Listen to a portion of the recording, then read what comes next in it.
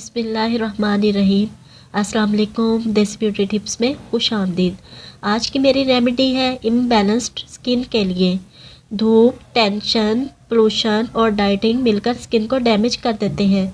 चेहरा बेरौनक और skin light and dark हो जाती है। ये मसला तकरीबन बहुत से लड़के लड़कियों के साथ होता है। आज का मास्क स्किन को ना सिर्फ ग्लो करेगा बल्कि ब्लैक एंड वाइट हेड्स को भी ख़त्म कर देगा इंशाल्लाह। तो चलिए शुरू करते हैं।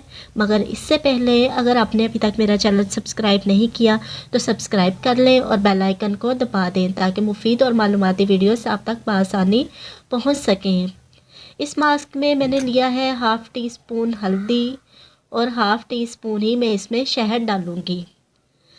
हल्दी जो है वो चेहरे के डार्क हिस्सों को लाइट करेगी और चेहरे से दाग और ब्लैक एंड वाइट हेड्स का खात्मा करेगी। शहद रंगत को निखारता है और जिल्द को जवां रखने में बेमिसाल है। फिर मैं हाफ़ टी स्पून ही इसमें लेमन जूस डालूँगी।